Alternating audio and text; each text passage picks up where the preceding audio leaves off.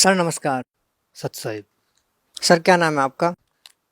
मेरा नाम भक्त नवर्तन दास है। कहाँ से आए हैं? मैं कुचामन जिला नागौर राजस्थान से आया हूँ। सर क्या काम करते हैं?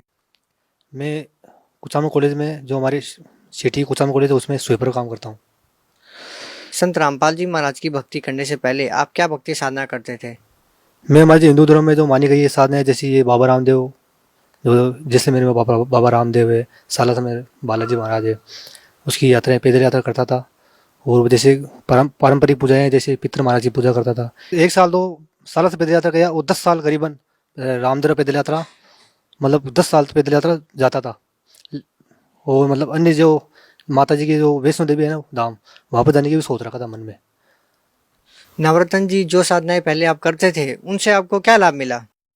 लाभ तो बहुत ही विशेष कुछ नहीं मिला इसे, और उल्टी ज़्यादा ही मतलब मुझे ये परेशानी होने लग गई कि मतलब साधना करने के बावजूद भी रामदेव पैदल जाने के बावजूद भी मेरे मेरे शरीर में शारीरिक कष्ट आ रहे थे।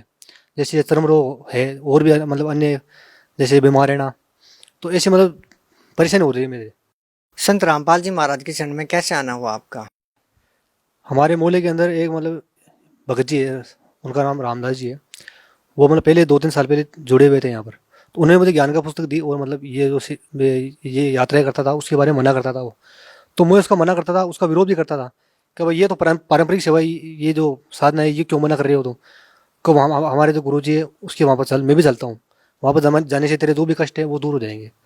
तो मैं सोचता था मैं कि जाने जाने से क्या होगा, एक बार उसकी बात मान ले और जाके देखिए क्या होता है। इनके गुरुजी देखिए, एक बार इनका आश्रम देखिए कैसा है। तो इन्होंने मुझे ज्ञान का पुस्तक दी, वो मैंने ना पढ़ के और सूटकेस भी अंदर रख दिया उसने। और जो ये अन्य साधना है वो करता रहता था। अचानक ये प्रेरणा जागी मेरे मन में कि वो जो दी हुई पुस्तक वो पढ़ूँ मैं। उसको पढ़ते ही भगत जी मैंने पहला चैप्टर जो सृष्टि रचना था वो पढ़ा मैंने। वो पढ़ते ही मतलब मेरे मन में ऐसा जागरण, मतलब जो जागृति पैदा हुई मन में कि जो ये ब्रह्मा विष्णु महेश कौन है, इनकी माता कौन है, इनका पिता कौन है, आज तक हमें पता नहीं था इस बात का। इस ज्ञान का पुरुष से मुझे पता चला। और जो उसने मुझे मोबाइल पे ब्लूटूथ से जो ये होता है ना इंट्रो वगैरह, ये वो दे रखे थे। तो ये मैंने देखा, तो उनके देखने से मुझे चेतना जागी कि वहाँ से हमको ऐसी शक्ति तो वहाँ पर है, तो क्यों ना मैं जाऊँ वहाँ पर। तो उसके उनके माध्यम से दूसरे दिन मैंने वहाँ जाने के लिए प्लान बनाया। तो उन्होंने कहा तू जो वहाँ पर 4 तारीख को सत्संग है, 4 अक्टूबर को, तो मेरे साथ 3 तारीख को चल। मैं ठीक है भजी चल चलो।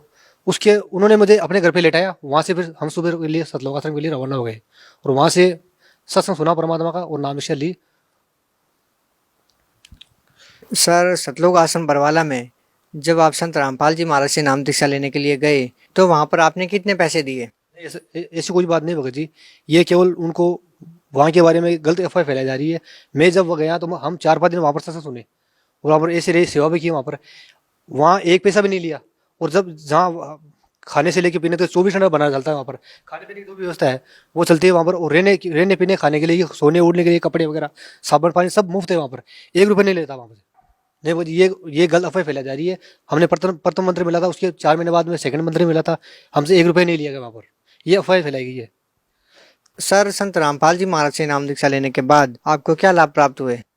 लाभ तो भोजी मुझे आध्यात्म, पहला लाभ तो मुझे ये हुआ कि मुझे आध्यात्मिक जो सतगुरु कौन है, सतगुरु की पहचान क्या होती है। वैसे गुरु तो मैंने पहले ही बना रखा था, लेकिन वो उनके अब परमात्मा शरण में आने से पता चला कि वो तो नकली गुरु थे।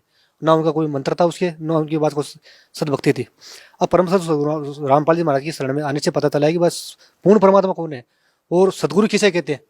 तो पहला लाभ तो ये मिला। दूसरा लाभ को मेरे जो ये पूरा शरीर है इस पर श्रम रोग हो रखा था। श्रम रोग में ऐसा लगा, मतलब जो लोग मुझे कहते, जो मिलते थे मुझसे, वो यही कहते थे कि तेरे तो कोड़ हो रखा है। तो मैंने सोचा भाई होगा। मैंने गुरु जी से प्रार्थना की और सतगुरु रामपाल जी महाराज ने मेरे सिर पर हाथ रखा। उन्होंने कहा बेटा ठीक हो जाएगा, भक्ति करो। तो 1 महीने के अंदर भगत जी वो रोग था वो एकदम जड़ से नष्ट हो गया। मतलब कोई कह नहीं सकता कि मेरे चर्म रोग था। पूरे शरीर में मेरे निशान हो रखे थे। वो जहाँ खुजली करता था वहां पर निशान हो रहे थे बड़े बड़े सफेद रंग के। एक तो वो लाभ। दूसरा लाभ मेरे मतलब हमारे पर्सनल घर पे कोई मतलब एक ही कमरा था हमारे सदस्य के अंदर आया हुआ था। इससे के अंदर एक ही कमरा था और हम किराए से इधर उधर भटकते रहते थे। कभी यहाँ रहते थे, कभी वहाँ रहते थे। गुरु जी संत रामपाल जी महाराज से हमने अरदास लगाई कि गुरु जी हमारे मतलब कोई घर पर्सनल मकान नहीं है और ऐसी व्यवस्था है दास की। तो उन्होंने कहा हो जाएगा, परमात्मा विश्वास रखो, सब करेंगे परमात्मा। मैंने ठीक है गुरु जी। तो वहाँ 1-2 महीने के अंदर हमारे मतलब ऐसा लाभ हुआ कि जो जो लोग हमें ये कहते थे कि ये तो वहाँ पर जाने से पागल हो गया है, इसका तो कोई पहले को घर नहीं था, और क्या पता इसे कौन ये ऐसे वक्त करने लग गया, समाज से बाहर कर देंगे, ऐसा कर देंगे, इनको तो क्या होने वाला है, कोई इनके आएगा ना कोई जाएगा। तो मैंने परमात्मा से जब जब सतगुरु रामपाल जी महाराज से अरदास लगाई, परमात्मा ने कहा जब बेटा ठीक हो जाता, मुझे पूर्ण विश्वास हो गया इस बात का कि सतगुरु रामपाल जी महाराज ने जो कह दिया वो फाइनल है। तो उनके 1-2 महीने के अंदर ही हमारे मतलब 9 लाख रुपए का बने बनाया मकान, उसमें 2 कमरे, लेटरिन बाथरूम और चौक वगैरह सब, छत वगैरह सब कंप्लीट हमें मिल गए। परमात्मा ने दिलवाया वो, सतगुरु रामपाल जी महाराज की कृपा से हमें वो मिल गया। उसके उसके बाद में आने के मतलब ये अभी 4-5 दिन पहले मैं छत पे सो रहा था, और एक बिच्छू बड़ा हुआ, कम से कम 1.5 इंच का बिच्छू था वो मतलब मेरे सोते हुए के नीचे बिस्तर पे था पूरी रात भर। और जब मैं सुबह उठा, वो वहां पर से काम पर गया, वो जो मम्मी ने जाके वो बिस्तर उठाए, तो मैं जब काम से वापस लौटा घर पे, उन्होंने बताया कि तेरे जो बिस्तर के ऊपर बिच्छू लेटा हुआ था और वो मरा हुआ था, हमने झड़काया बिस्तर, तब पता चला कि बिच्छू है। तो मुझे दृढ़ता तो पहले से परमात्मा ने ज्ञान इसे दे रखा है कि मुझे दृढ़ता तो थी, लेकिन वो बिच्छू के न काटने से मुझे और ज्यादा दृढ़ता हो गई, और मुझे इस बात विश्वास हो गया परमात्मा सतगुरु रामपाल जी महाराज जी है, और कोई नहीं है यहाँ पर धरती पर। सर भगत समाज को क्या संदेश देना चाहेंगे? मैं भगत समाज को ये संदेश देना चाहता हूँ कि जैसे मैं भटका हुआ हूँ इस संसार में और अब परमात्मा शरण में हूँ, तो जैसे आप ये अन्य साधना करते थे, कोई धार्मिक यात्रा करता था, उसको मैं ये कहना चाहता हूँ कि परम सत सतगुरु रामपाल जी महाराज के शरण में जाओ। और अभी उन्होंने राजस्थान में जगह जगह सेवा, उनके आदेश के अनुसार जगह जगह सेवाएं हो रखी है, और साधना चैनल पे 7 से 8 तक सत्संग आता है, उसके नीचे की लाल पट्टी आती है, उसमें संपर्क सूत्र लिखा हुआ है, उसमें मोबाइल नंबर लिखे हुए हैं, वहाँ पर संपर्क कीजिए और ज्ञान का पुस्तक मंगवाइए, और नाम स्थल पर जो जिनके नंबर दिए हुए उनसे कॉन्टेक्ट करके और वहाँ पर दीक्षा लीजिए और अपना कल्याण कराइए। सर धन्यवाद। सच है।